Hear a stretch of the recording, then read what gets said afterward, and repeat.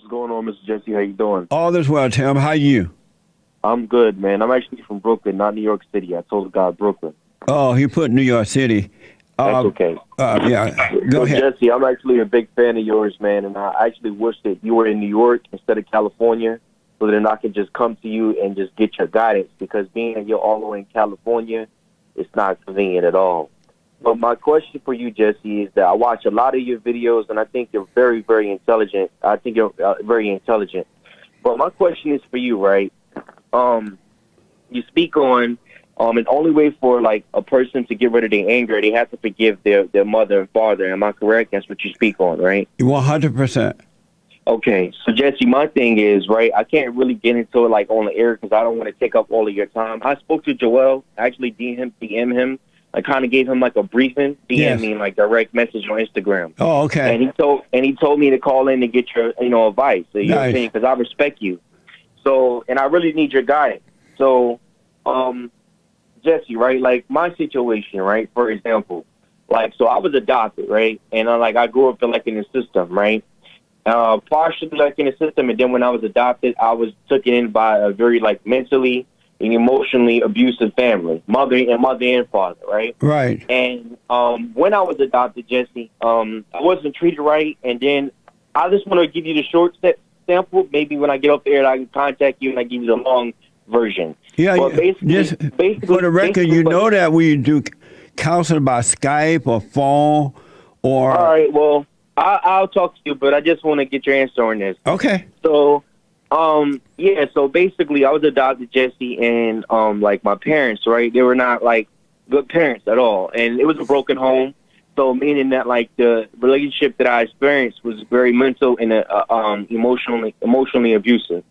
So when I got older, basically when I started getting hip to what my mom was doing, with the money, because they pay parents to take care of the child up until they turn 18. Yes. So when I found out what my mother was doing and stuff, I left. I was like, yo, I can't be here because she didn't want me working at the job I was working at Amazon. She was saying I was making too much money. They're going to cut her Section A off. So I left, right? Yes. So when I left, Jesse, on my own, I'm like, I can't deal with this stuff anymore. This is just too toxic. I was already trying to get out on my own during that time. And then she just was not trying to allow me to get out and be better. You know what I'm saying? Yeah. It was about her. They're going to cut her Section A off and all of this. And I didn't want to be there anyway, just off the fact of how my dad treat her. And it affected me. It bothered me because she allowed it to happen. You follow me? Yes. So when I left, right, Jesse, I just jumped up and left, right? I became homeless for a brief period of time because going out on your own and never not being on your own, 17, you're you know what I'm saying? But I never been on my own, so when I was on my own, I was lost. But they didn't help me. They didn't do nothing, right, Jesse? They didn't even care. And in fact, she was still getting paid for me from 17 all the way until 21. And I didn't actually care that they were still paying her and that she wasn't taking care of me. I was just glad that I wasn't living with her no more because of things that I went through. So I just turned 21 in August 1st. And up until then, they were still paying her all this money because that's what New York law is. If you adopt a kid and adopt a child, they'll pay you to take care of the child all the way up to the age of 21 because that's when you consider an adult, right? Yes. But now that I'm on my own, right, Jesse, and I haven't spoke to her, had a conversation with her, and how can I say it? I haven't really spoken to them. You get what I'm saying? Or seen them because I'm on my own, Jesse. I'm in school. I'm all doing my own thing. So I just don't have time to be, how can I say it, worrying about what they doing because it'll drive me crazy. You get what I'm saying? I won't be able to focus on the things I need to focus on to make me a better man. You get what I'm saying? A better young man at that. You follow me? I do. So now I'm at a point, not now, but lately I get at a point where I feel like I need them and I feel like I'm lost. And when I say I'm lost, meaning that I feel like I'm missing something. When I'm talking specifically family. You follow me? So at times, I'm not going to lie, I do reach out to them, sporadically, I guess, whenever I feel this way. And I always get the cold shoulder. And the relationship is estranged. It's okay, she and then when I try to reach out, it was about, oh, you messed me up when you left and you did that. They cut my Section A down. The money I was getting was reducted, and you didn't even care about me. So it was about that. Everything she discussed is about the past. And then on top of that, Jesse, I don't even have her phone number.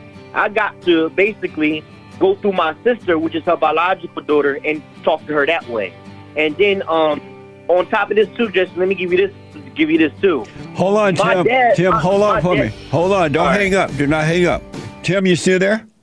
Yeah, I'm still here, Mr. Jesse. Okay, so you're about to say about your father. Go ahead. So yeah, my father, right, which is her husband, right?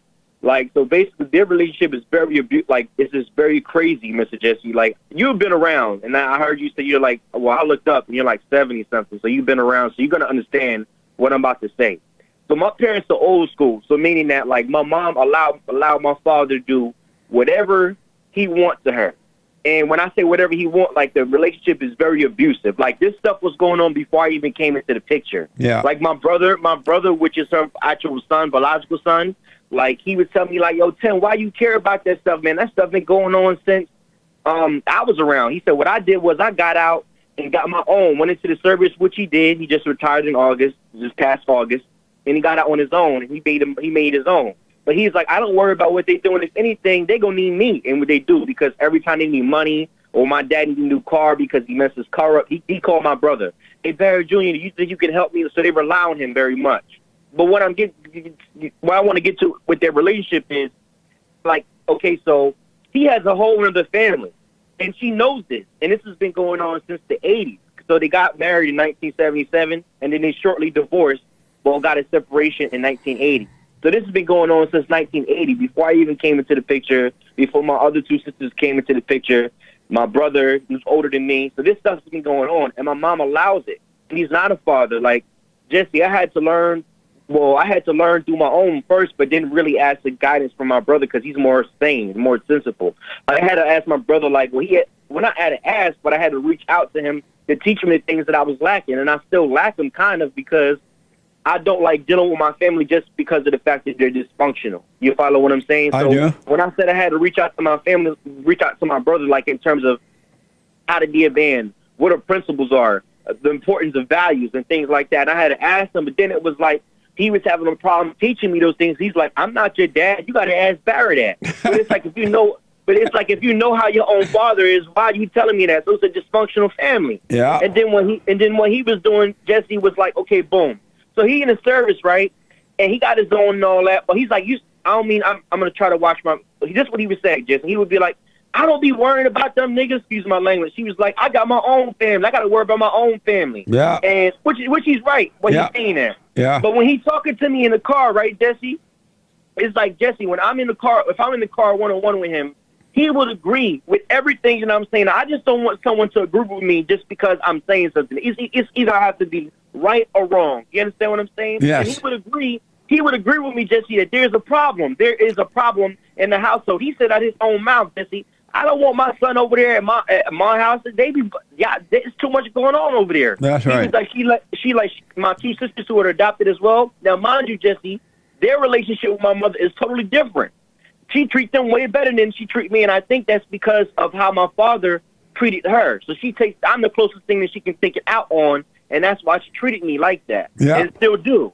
Because I'm the closest thing she can take it out on. She don't take it out on my older brother, which is her actual biological son, because that's her bread and butter. You get what I'm saying? If something happened, he's going to take care of his mom regardless. You follow me? And she don't want to do that because if she needs him, she needs him. You get what I'm saying? Yes. And as far as her husband, Jesse, I call my dad, I really just call him by his name, which is Barry. But because that's all I know, I just look up to him as my dad. You get what I'm saying? I don't look up to him as that way, like he's like my actual dad. You follow what I'm saying?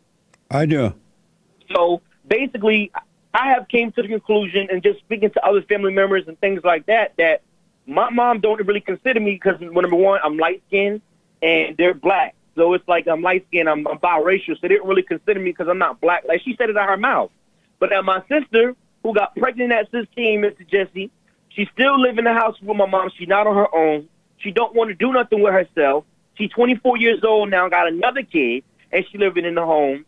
And they all on Section A. And I don't mean like, you don't know me, and people don't know me, so I'm not worried about, that's why but I want to give you this dynamic so then you understand. Because it's like, I know that I don't need to be dealing with them because they're toxic.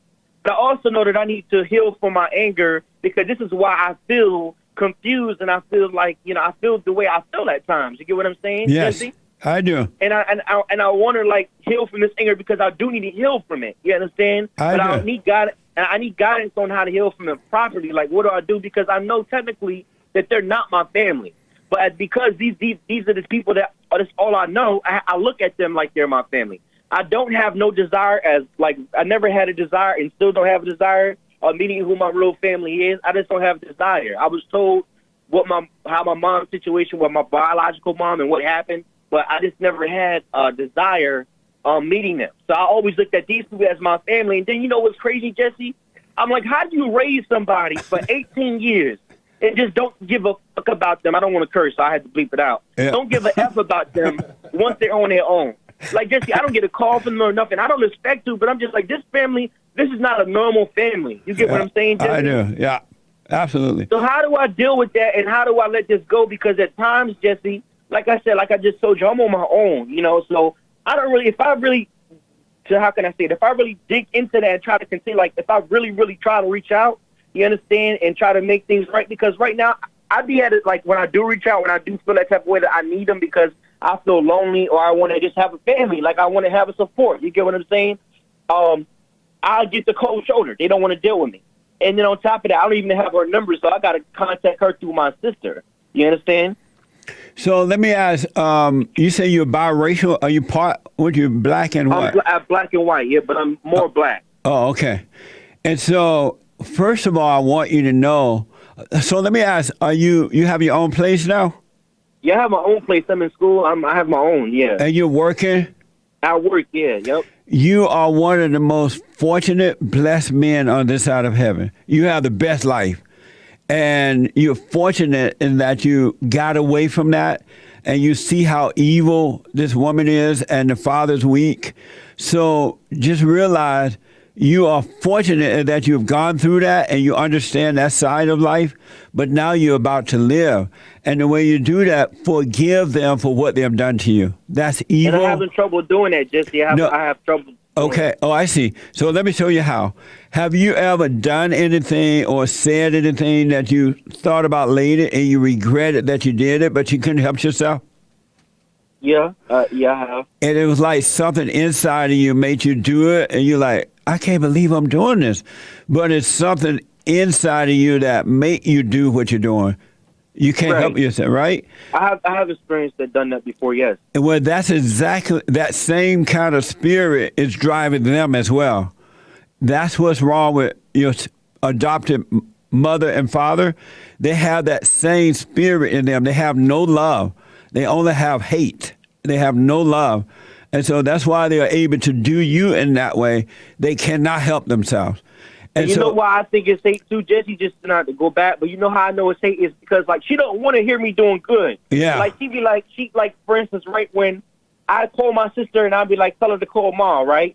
She'd be like, what you calling me for? You don't care about me? She was like, you left me messed up. And then she's like, and then my sister be telling her, oh, he a supervisor now at Amazon. He's doing real good. Cooney, my nickname Cooney. So she'd be like, Cooney done got a new car. But what about me? But listen, about her. Like, she don't want to hear that I'm doing good. Cooney, listen, Cooney. Yeah. Be done with her. Forgive her. Don't hate her. Realize she's wrong. She's evil. And she cannot help herself. And when you realize that if you're not able to face her to say, it's best that if you can face her to say, hey, I realize that you cannot help yourself, that you're evil, and I'm sorry for hating you. Because the problem is, being a child and being raised by that, she caused you to hate her because you couldn't help it. You were dealing with pure evil. And your father can't deal with her either because that's his mother. He's married to his mother, so he can't handle her either. And so forgive her. If you were able to face it, you say, hey, I realize by knowing myself that there are things that make me do things that I wish I didn't do. And so I realize you can't help yourself.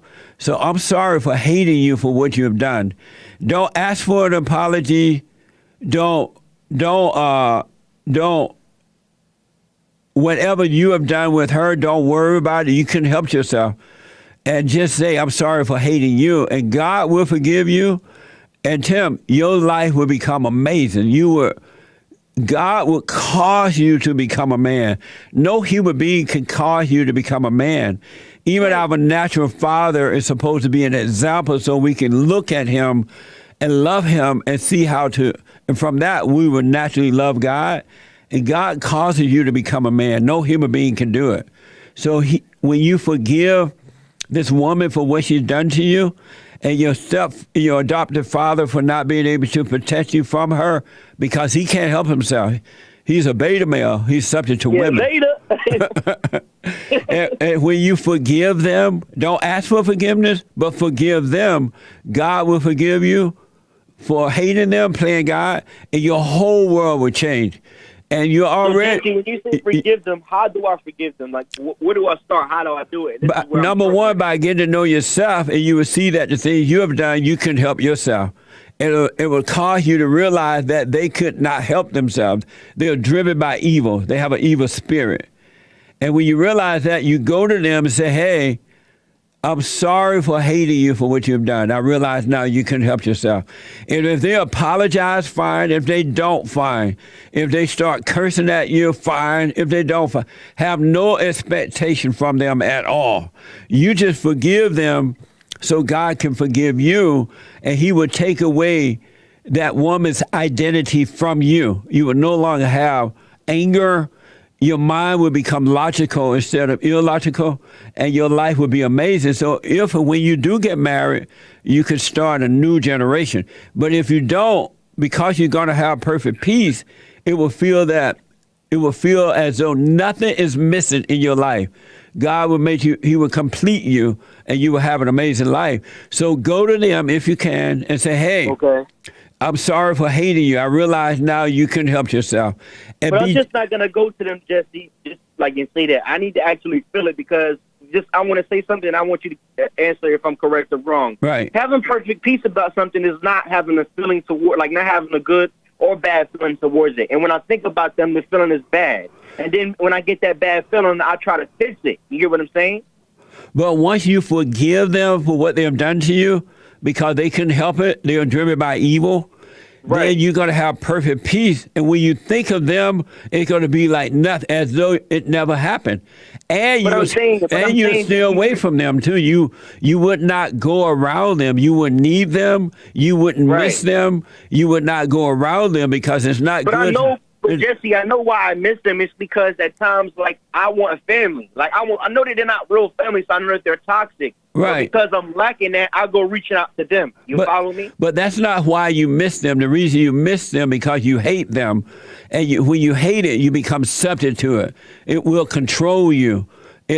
Because it's made a home in you. You're not missing them because you don't have a family. You're missing them because you hate them. And once you forgive them, you can finally go and live your life. And it will be as though, because you have perfect peace, you won't be missing a family. You won't be missing friends. You won't be missing materials. It would just be, you'll be completed. And so Satan's telling you that you're missing them because you have anger and you're living in your imagination. You believe the thoughts that you have, and you don't realize yet that every thought is a lie. They're not from God. They're not from you. They're from the deceiver.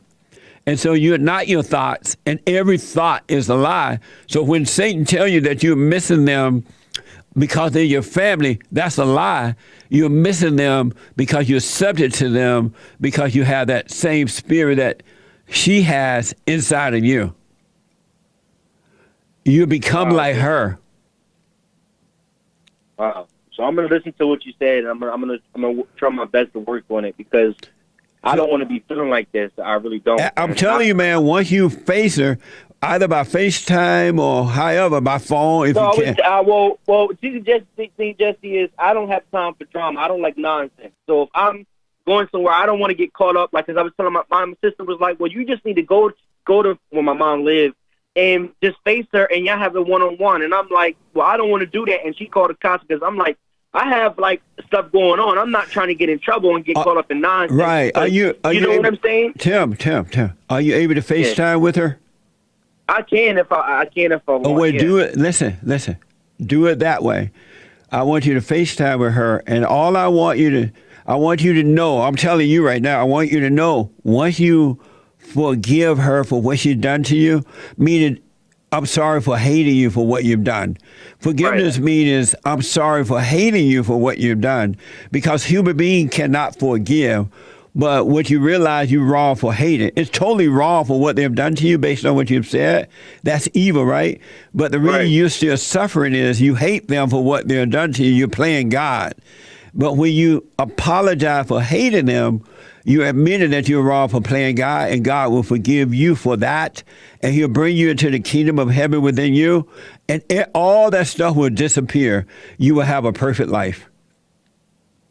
All right, Jesse. All right. And listen to what you said. And listen to me. Don't expect anything from them. Don't expect them to apologize, because this woman's going to try to manipulate you when she says, you don't do anything for me. You made me lose my welfare check or cut back on. She's just selfish evil. Let her say that, but don't react to it at all. You just say, hey, I just want you to know I'm sorry for hating you.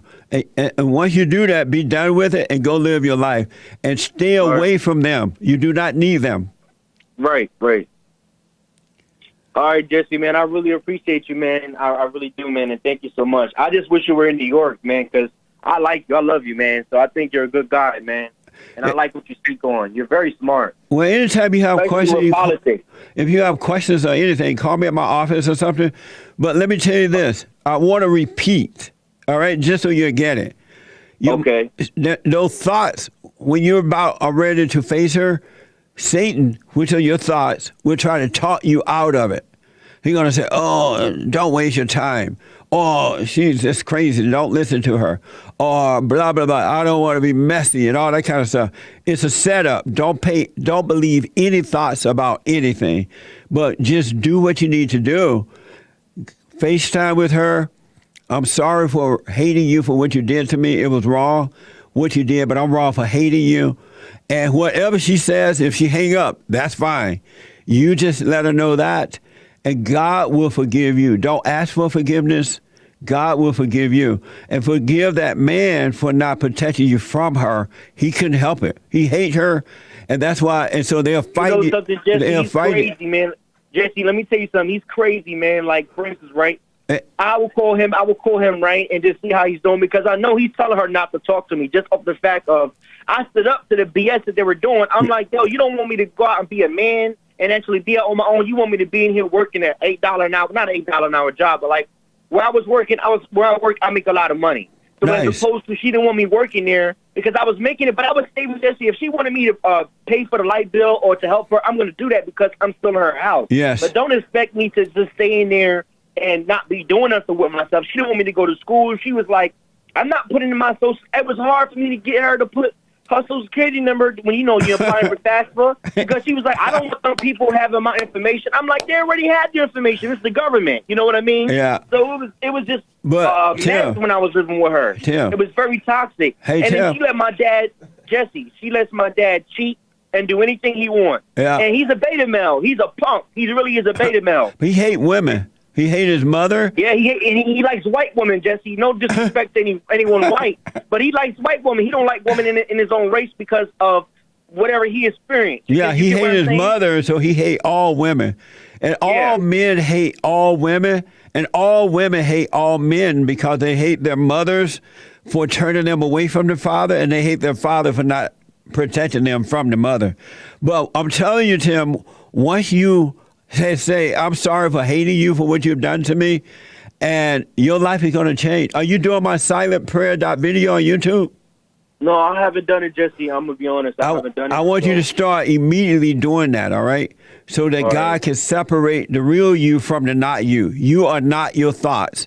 Every thought about anything is a lie. All right, Jesse. And I'm going to do what you said, man. I'm serious. I'm going to do it. And let me know how it goes. I will definitely. And I will call your office phone and leave you a voicemail or something, because every time I call, it goes to voicemail. So. Oh, okay. Well, yeah. Joel gave me this number. He told me to call early, like get you as soon as you go live, and that's what I did. Nice. He black, but nice. All right. All right, Jesse. All right, man. You stay up, man. Thank you so much. I appreciate it. I'm going to do what you said, okay? Yeah, just calm down. And again, She's going to try to draw you into her hell by saying those things to you, but you left, you made me lose some money. Let her say all that, but don't be bothered by it. That's evil, right? So don't let her, don't argue with her. You got to feel the frustration because you're starting to overcome her. And she has learned that she can control you with that, right? But this time it's different. You're going to FaceTime to say, I'm sorry for hating you. And if she start her mess, just watch her doing it like you're watching a movie. It's not you. It's not true what she's saying. So let her act out. Just say, hey, whatever you call her, I'm sorry for hating you for what you did. I just want to do that. You were wrong for what you did to me, but I'm wrong for hating you for it. I'm playing God. And God will forgive you, and you're going to walk on water. All right, Jesse, I'm going to do it, man. I'm really going to do it, and I will let you know, all right? All right, God bless you, man. You're right. You too as well. You're right at the door. You're about to come into the kingdom of heaven, all right? You'll be fine. All right, Jesse, and let me just say this. Beta! That's right. Beta! All right, have a good day. You too, buddy. All right. Bye. Amazing. I want to just remind men and women, males and females, no human being can teach you how to be a man. What they can show you is how to take care of yourself while you're growing up, right? By being an example, they show you how to work. They show you how to save your money. They by example, they have Nick get the phone from. Yeah, by example, they're like, the father's supposed to be he is the son of God, so he's supposed to be a perfect example. And the wife is supposed to obey her husband. And when kids see that, it's amazing. It worked perfectly because they're seeing it, not what you say, but what you do, right? So only God can cause you to become a man from a male to a female. I mean, a male to a man or a female to a woman. No human being can do that. No books, no nothing, because you are a spirit and you will develop into God's nature. From what your mother turned you away from, you will become that. All right? Wow, I can't believe an hour went by like that. That's amazing. I'm going to take your calls when I come back. Amazing. And don't forget to like, follow, tweet, subscribe, and share the Jesse Lee Peterson radio show, folks. We really appreciate it. We are at war. It is a spiritual battle for the soul of America. And it's going to take all of us to do it.